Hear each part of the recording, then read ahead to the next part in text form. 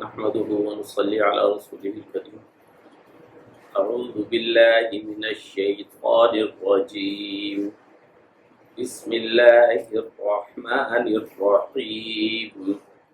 وذروا ظاهر الإثم وباطنه إن الذين يكسبون الإثم سيجزون بما كانوا يقترفون. ولا تأكلوا مما لم يذكر اسم الله عليه وإنه لفسق وإن الشياطين ليوحون إلى أوليائهم ليجادلوكم وإن أطعتموهم إنكم لمشركون. أَوَمَنْ كَانَ مَيْتًا فَأَحْيَيْنَاهُ وَجَعَلْنَا لَهُ نُورًا يَمْشِي بِهِ فِي النَّاسِ مَيْتًا فَأَحْيَيْنَاهُ وَجَعَلْنَا لَهُ نُورًا يَمْشِي بِهِ فِي النَّاسِ كَمَنْ مَثَلُهُ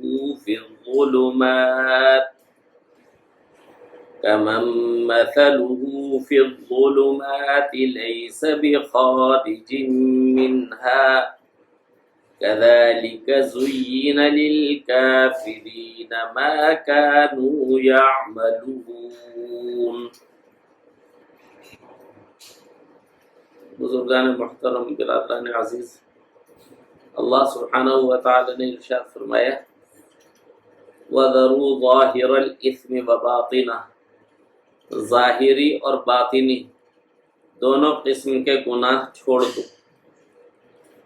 ان الذین یکسبون الاثم سیجزون بما كانوا یقترفون، یہ یقینی بات ہے کہ جو لوگ گناہ کماتے ہیں انہیں ان تمام جرائم کی جلد ہی سزا ملے گی جن کا وہ ارتکاب کیا کرتے تھے.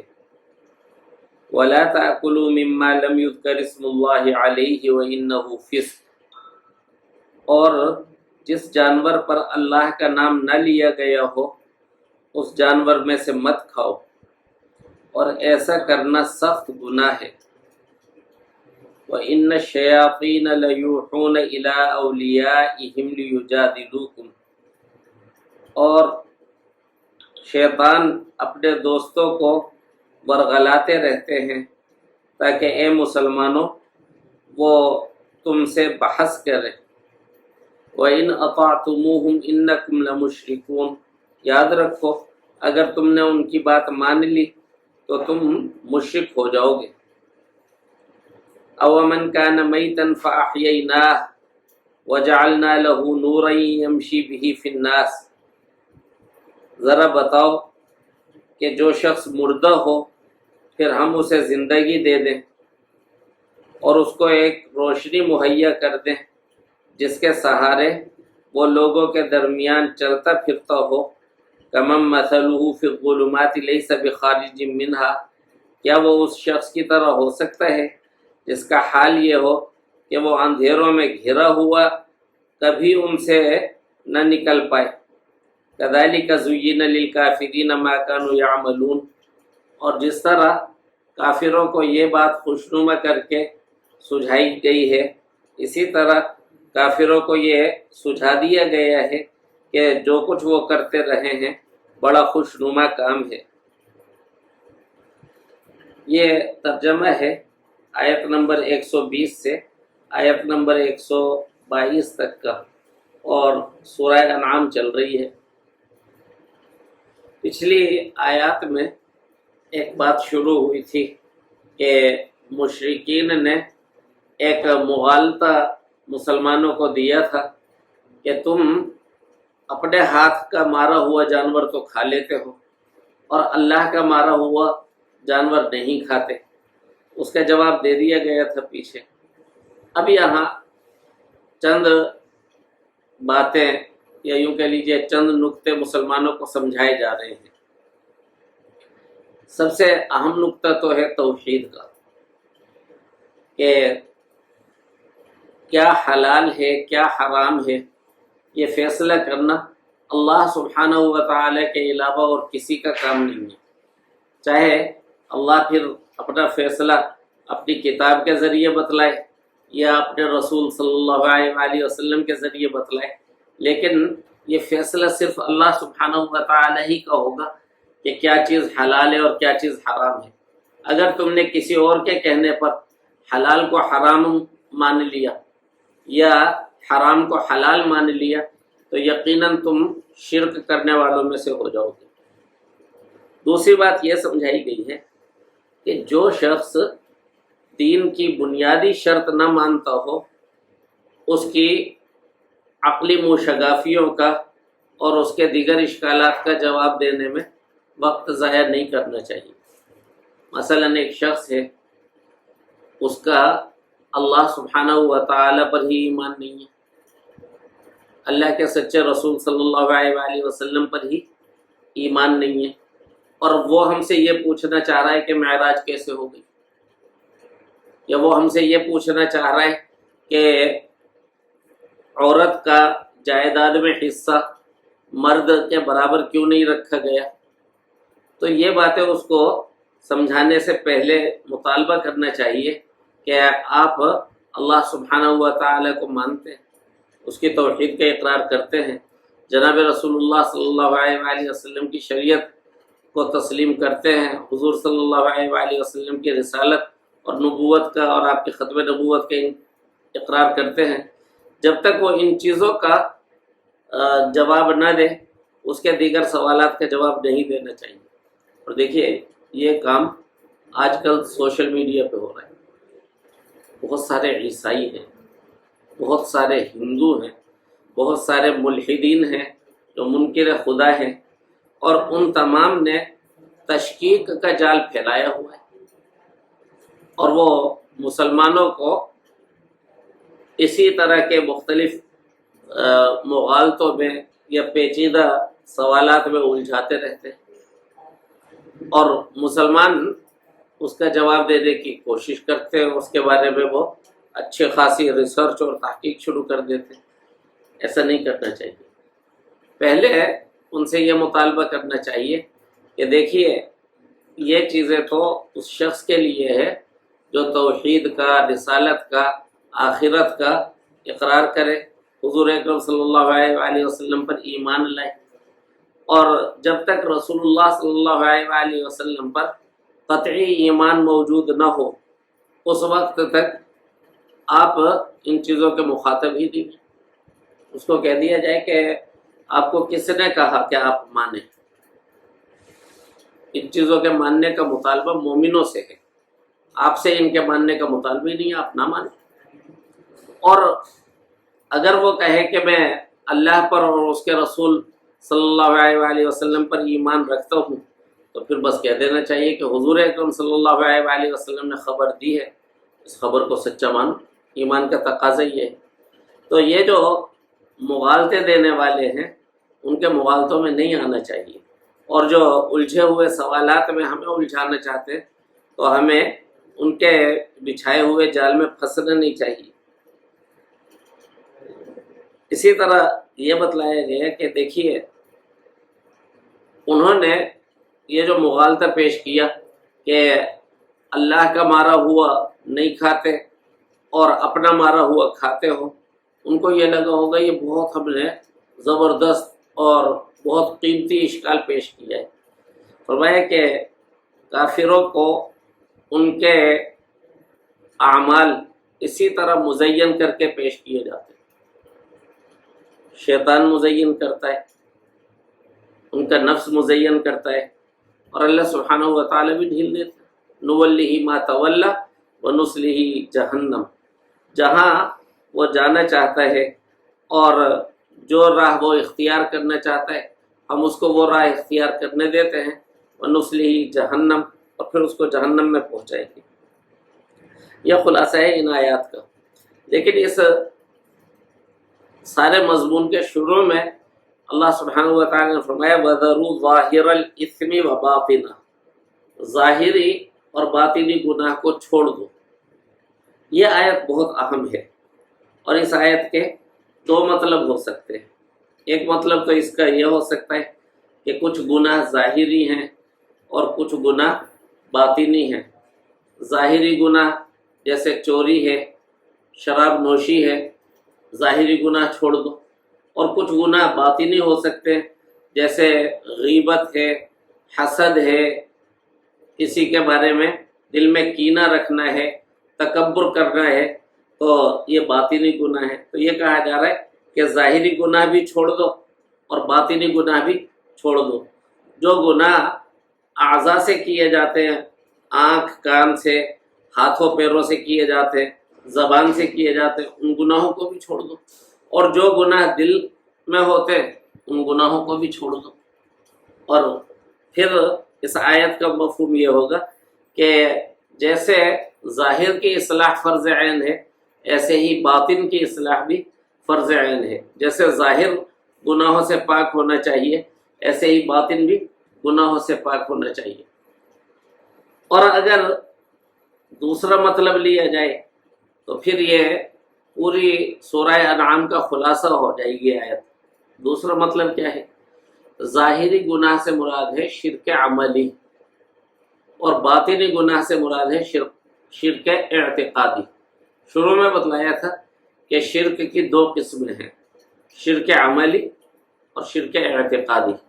شرک عملی تو یہ ہے غیر اللہ کے سجدہ کیا، رکوع کیا، اس کے یعنی نظر مان لی، اس کی نیاز دی، اس کے نام پر چڑھاوا چڑھایا، قربانی کی، یا اس کو پکارا اور یہ سمجھا کہ یہ دور نزدیک سے میری پکار سن لے گا اور میری حاجت پوری کر دے گا. یہ ہے شرک عملی.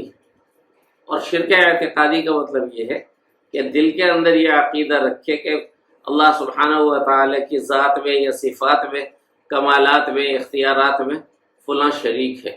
جیسے اللہ حلال حرام کر سکتا ہے، ایسے ہی فلاں بھی حلال حرام کر سکتا ہے. جیسے اللہ سبحانہ و تعالی عالم الغیب ہے، ایسے ہی بالکل بغیر کسی تعویل کے فلاں بھی عالم الغیب ہے. تو یہ شرک اعتقادی ہے. تو آیت کا مفہوم یہ ہو جائے گا ظاہر الاسم و باطنہ، ظاہری گناہ یعنی شرک عملی کو بھی چھوڑ دو، باطنی گناہ یعنی شرک اعتقادی کو بھی چھوڑ دو. اور پھر یہ خلاصہ ہو جائے گا پوری سورہ انعام کا. اس لیے کہ سورہ انعام کا پورا مضمون توحید کے اصول پر مشتمل ہے، کہ شرک کی جزیات کو بیان کیا گیا ہے اور توحید کے اصول بتلائے گئے ہیں.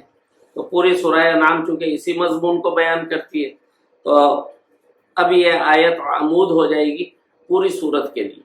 کہ مرکزی خیال اور مرکزی مضمون اس آیت میں آ گیا ہے، اور یہ آیت پوری سورہ انعام کا عنوان ہے کہ شرک عملی کو بھی چھوڑ دو اور شرک اعتقادی کو بھی چھوڑ دو. بے شک وہ لوگ جو گناہ کا ارتکاب کر رہے ہیں، شرک میں مبتلا ہیں، سیجزون بما کانوا یقترفون، تو یقیناً وہ اپنے کیے ہوئے تمام جرائم کی سزا پائیں گے. وَلَا تَأْكُلُوا مِمَّا لَمْ يُذْكَرِ اسْمُ اللَّهِ عَلَيْهِ. پھر فرمایا کہ جس جانور پر اللہ کا نام نہ لیا گیا ہو اس میں سے مت کھاؤ. وَإِنَّهُ لَفِسْقٌ، اور ایسا کرنا سخت گناہ ہے. اگر تم مردار پر سے یا ایسے جانور سے جس کو ذبح کرتے وقت جان بوجھ کر اللہ کا نام چھوڑا گیا ہے یا اللہ کے نام کے ساتھ کسی اور کا نام بھی لیا گیا ہے، اگر اس جانور کو تم کھاؤ گے تو یہ سخت گناہ ہے، گناہ کبیرہ ہے. لہذا جو جانور ذبح نہ کیا گیا ہو اللہ کے نام پر تو اس جانور میں سے نہ کھاؤ. اور رہی ان کی دلیل، یہ جو دلیل پیش کرتے ہیں، تو اے مسلمانوں، ان الشیاطین لیوحون الی اولیاءہم لیجادلوکم، شیاطین اپنے دوستوں کو ورغلاتے رہتے ہیں تاکہ وہ تم سے بحث کریں. وہ تمہیں الجھانے کے لیے، تم سے بحث کرنے کے لیے عجیب عجیب قسم کے سوالات پیش کریں گے. وَإِنْ أَطَعْتُمُوهُمْ إِنَّكُمْ لَمُشْرِكُونَ، اگر تم نے ان کی بات مان لی تو یقیناً مشرک ہو جاؤ گے. اس لیے کہ تحلیل و تحریم تو خالص خدائی اختیار ہے۔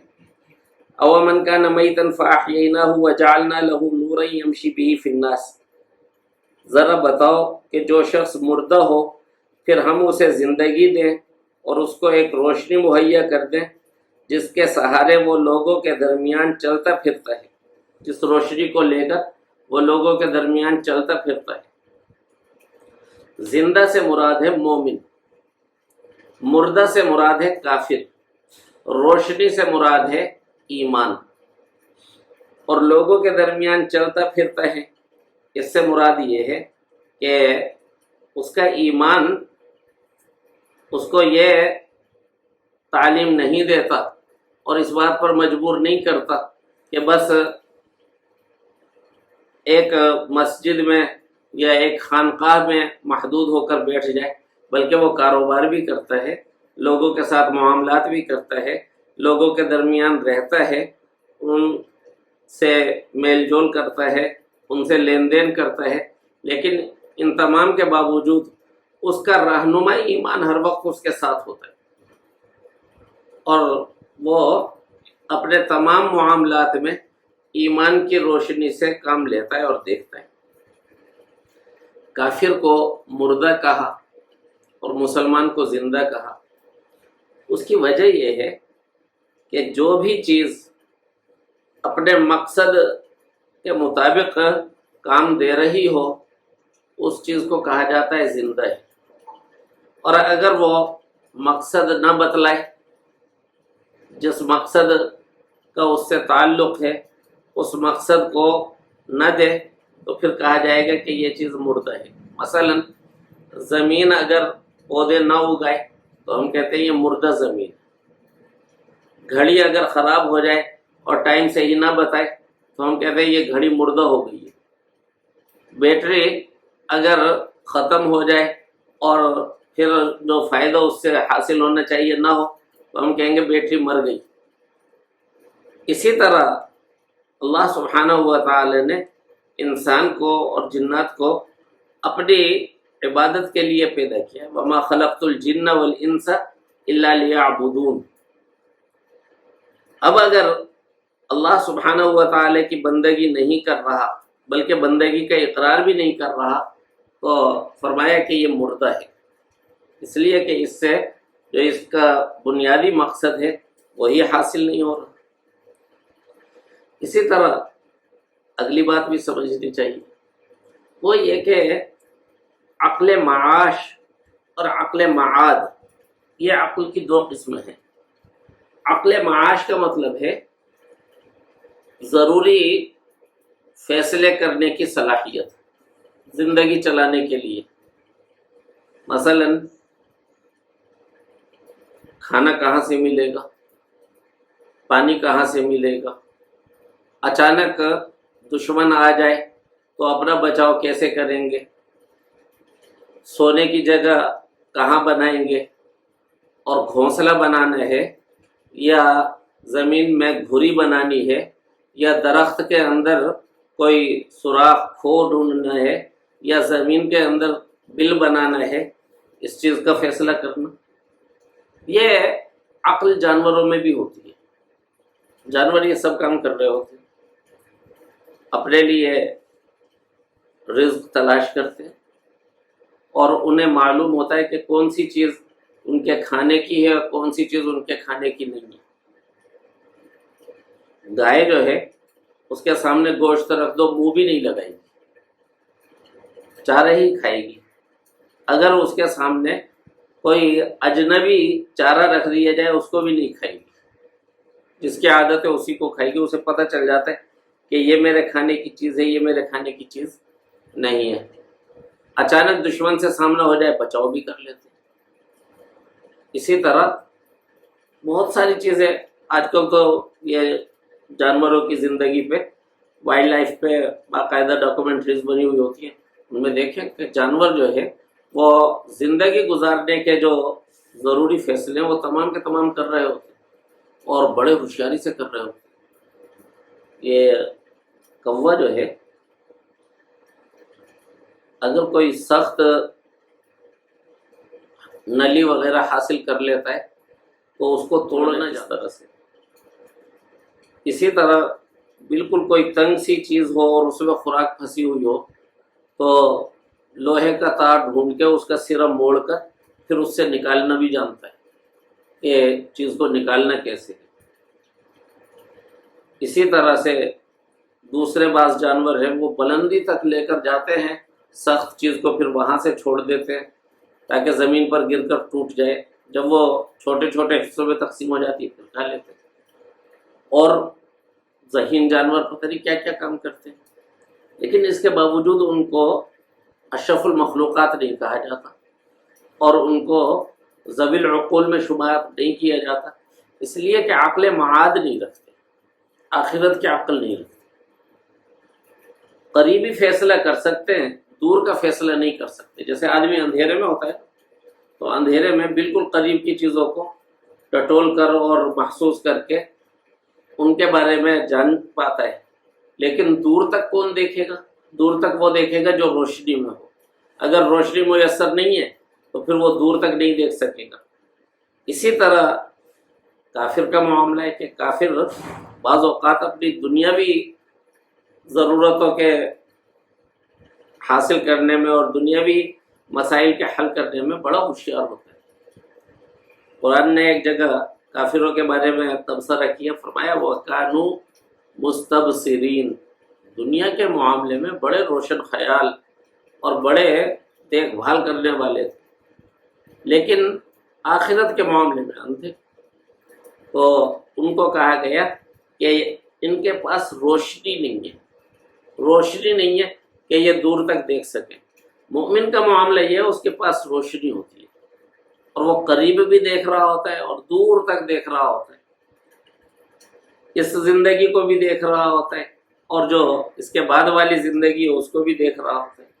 فرمایا ذرا بتاؤ وہ شخص جو مردہ ہو فَأَحْيَيْنَاهُ، پھر ہم اس کو زندگی دے دیں، وَجَعَلْنَا لَهُ نُورًا، اور اس کو ایک روشنی مہیا کر دیں، یمشی بِهِ فِی النَّاسِ، جس روشنی کو لے کر وہ لوگوں کے درمیان چلتا پھرتا ہے.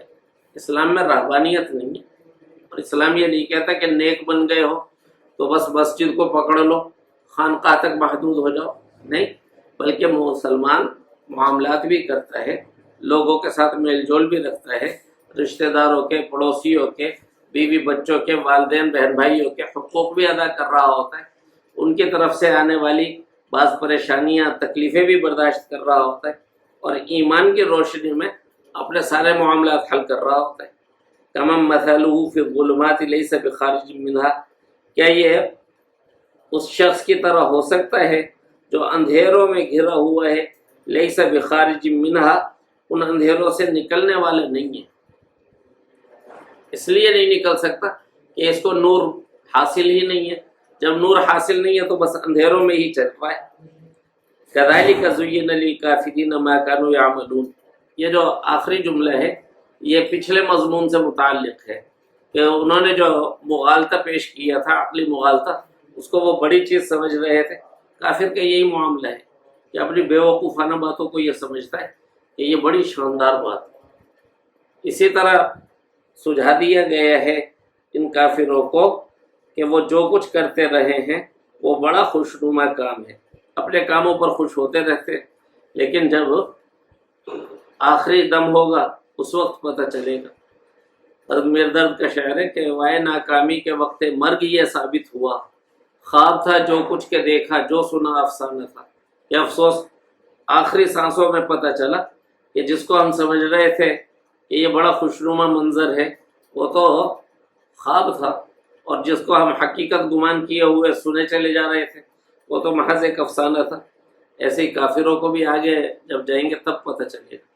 سورہ کہف میں ارشاد فرمایا قل هل ننبئکم بالاخسرین اعمالا، اے پیغمبر کہہ دیجئے کہ کیا میں تمہیں خبر دوں ان لوگوں کے بارے میں جو اعمال کے اعتبار سے سب سے زیادہ خسارے میں ہوں گے، سب سے زیادہ اعمال کے اعتبار سے گھاٹے میں رہے ہوں گے. کیا میں بتلاؤں وہ کون لوگ ہیں؟ الذین ضل سعیہم فی الحیات الدنیا، جن کی ساری کوشش، ساری کارگزاری دنیا کی زندگی میں گم ہو گئی. جب محشر میں پہنچے تو کچھ بھی نہ تھا. محشر میں جو شیخ پہنچے تو اعمال ندارت، جس مال کے تاجر تھے وہی مال ندارت، کہ حشر میں جب آئے تو حشر کا سودا ان کے پاس تھا ہی نہیں. دنیا میں وہ لگے رہے اور یحسبون انہم یحسنون صنعا، اور دنیا میں وہ یہ گمان کرتے تھے کہ بہت اچھا کام کر رہے ہیں. اسی طرح کافروں کے لیے مزین کر دیا گیا ہے جو کچھ وہ کرتے رہے ہیں ان کے ان اعمال کو، کہ اس کو سمجھتے ہیں کہ یہ بہت خوشنما کام ہے اور بہت اچھا کام ہے. اللہ سبحانہ و تعالی ان باتوں میں جو بھی نور اور ہدایت ہے وہ ہم سب کو عطا فرمائے.